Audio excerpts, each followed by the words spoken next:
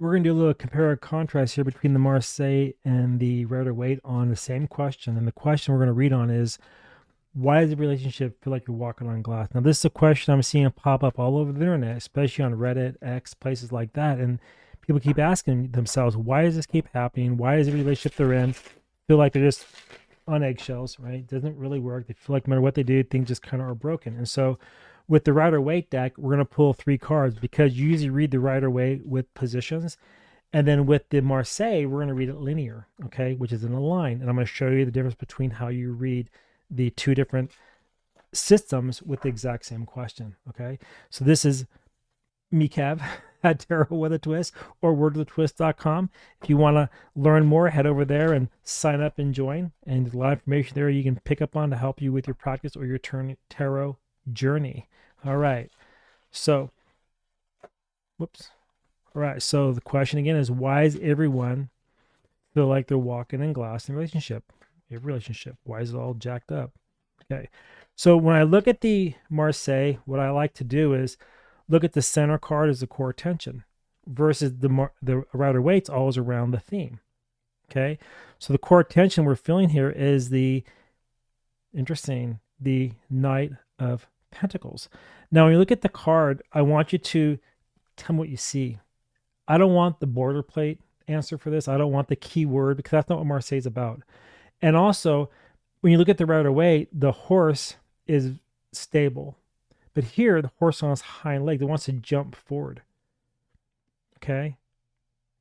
And even though this is the denier, which is the coin, he has a sword as well. So he's ready to jump into action. To what? To seek that coin. And he's looking right at us. So why? Is because they're putting money over the relationship. That's the way of looking at it, right? And so the Marseille is saying, well, when you put money over relationship and don't keep your eye on the person, what happens? Things feel toxic because you're always worried if they're spending too much or if I'm spending too much or whatever, and that causes a fight, causes contention. And this card here in this deck, every Marseille is different, but this deck, it feels like there's a battle ready to happen and it's over the coin. Okay? That's why.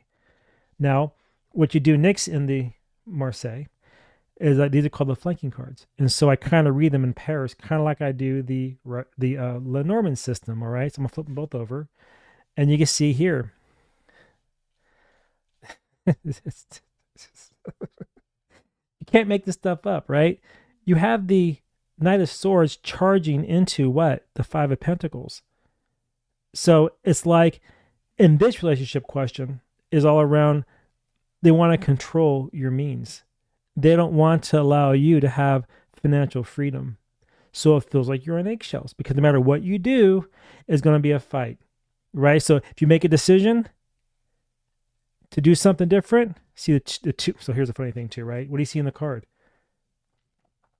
You see a decision here and a decision here. That's a couple. And together they can be stable. But the 5s, and the thing is too, 5s are not always chaos, right? With the Rider Waite, the 5 here looks like poverty, but not here. What you're seeing is a 5. It can be freeing or it can be struggle, depending. Do these 2 decisions come in alignment to stabilize it on what they want to do? Or is it going to be contentious where they can't come to terms? We're in this constant conflict. Okay? And since I'm seeing this card charge, and because the question was, why does a relationship feel like walking on glass? Because of money. In this reading, that's what card came up, because somebody wants to control everything that you do. They're toxic. And they don't allow you to be free in your decision. So they want to hide things. Now, this card is called the Juno. I think it's Jupiter or something like that. So to me, it's like the High Priestess, or it's the female Pope, right? I'm not too sure on the meaning of this card. I haven't used this deck before. This deck, if you're curious which one it is called this one, the Francisco Georgian Epino Tarot Revised 1860, okay? And so I'm not used to this card, but that's okay, doesn't matter. We'll use 2 decisions. So again, you're not allowing to be free. And so this person here wants to they have to be sneaky. Because if it's the High Priestess or the Popess, right? What is she about? She's about holding things back and not exposing everything. Okay? Not really letting everybody know her business. And so this is like, say, a masculine and feminine type of a situation. This to me feels feminine. This to me feels masculine. So this would be well, it could be a female too, but the more masculine partner in relationship. This is more the feminine partner in relationship. And so she is always having to kind of like look away into the future and ignore him, because she knows that if she always looks into what this person wants, it's going to be a fight. So she has to then kind of like hide things in order to move forward, in order to have stability in her life and not always be walking on eggshells. Why? Because 7, 5, and 2, she's always having to observe his every move so that it doesn't explode into chaos. See how that works? So that's why relationship feels like they're walking on glass. And so what could she do to help solve that? What could she do? Well, in the Rider Waite, you pull a clarifier card, right? But in the Marseille, what we're going to do is we're going to pull another card and continue on the line to go into the future. He's in the past. He's all about money, right? He's not looking in the future. He's looking in the past. I use the word he, could be he or she, doesn't matter, but just masculine, so he, right? So what could she do? The Hermit. This partner has to kind of like become a mentor to this fool, right? And guide them if they want to stay. If not, then there'll be eggshells. And they also have to observe this is what they really want. Do they want this relationship? Is this something they really want to grow with? Well, 9 and 2 is 11. Since these are soul cards, you have to use your intuition, trust your intuition, and trust your gut to say, yeah, I do, or no, I don't. But only that person can decide that if it's even worth sticking around, because all we're seeing here is red flags, money. And why? Why is he always chasing the money? Now we're going to go to this side over here, right? Because 4 of Wands, he wants what he wants, right? He thinks that by saving all this cash, he can have happiness in his life, because he feels, or this energy feels, that by controlling the means and always making sure it's his way, the center card, his options, then a little bit of stability comes in play. So it makes his fire a little bit hotter, but it turns her fire off, right?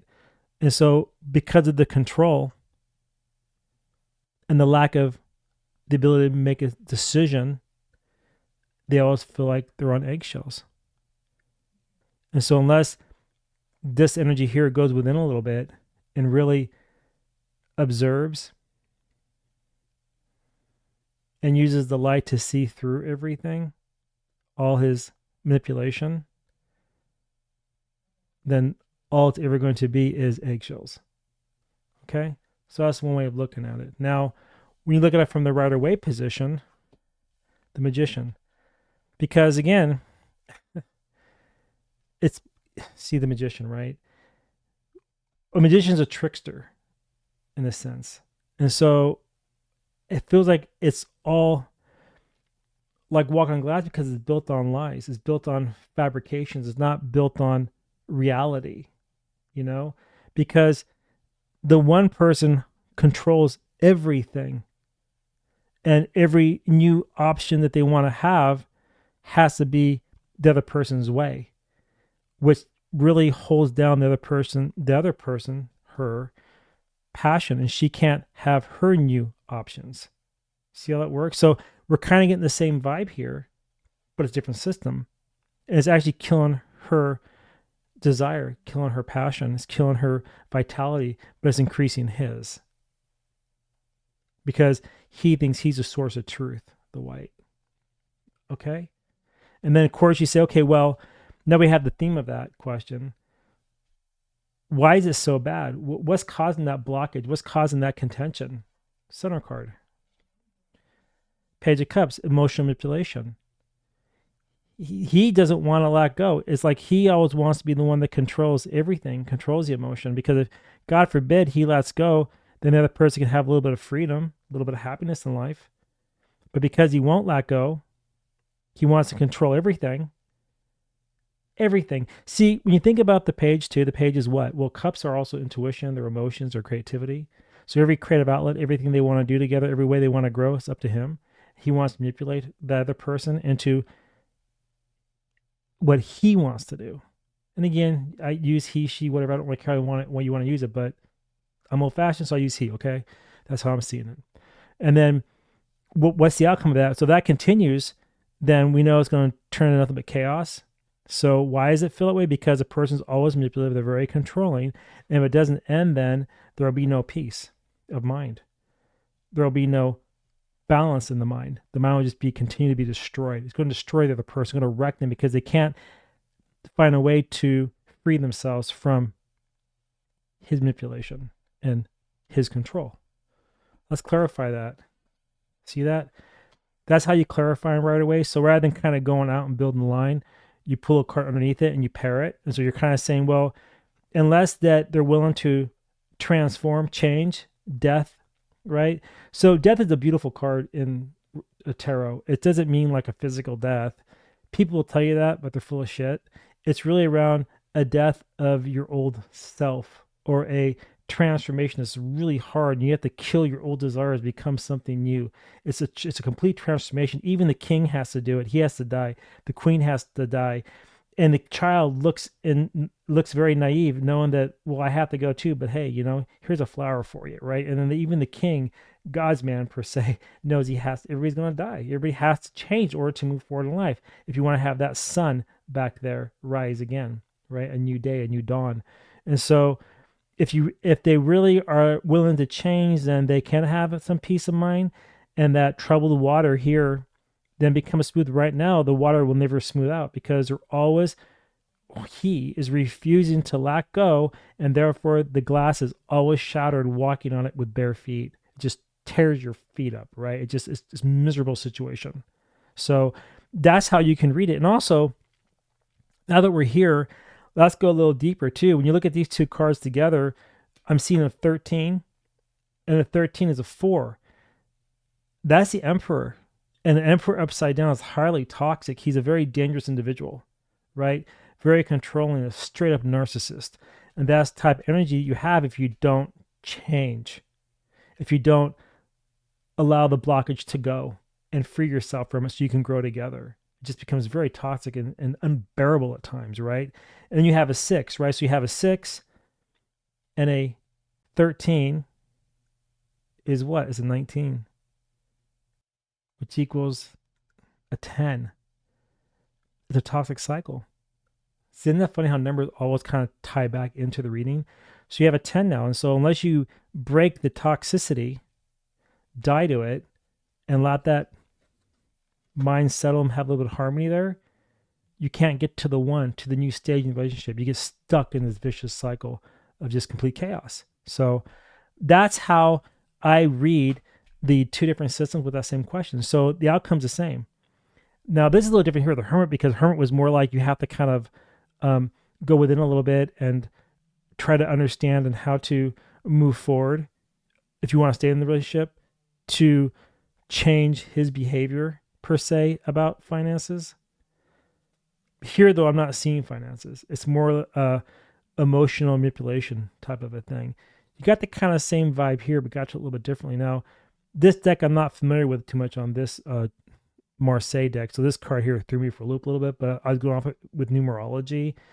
But I wish I knew the actual meaning to really give you a better read on it. Anyway, that's all I got. If you did enjoy this, you got to let me know down below. I'd love to hear your thoughts on it. Give me your comments. And that's all I got. And until next time, I want to see you in my next reading or tutorial. All right. Bye, everybody. Have a wonderful week ahead.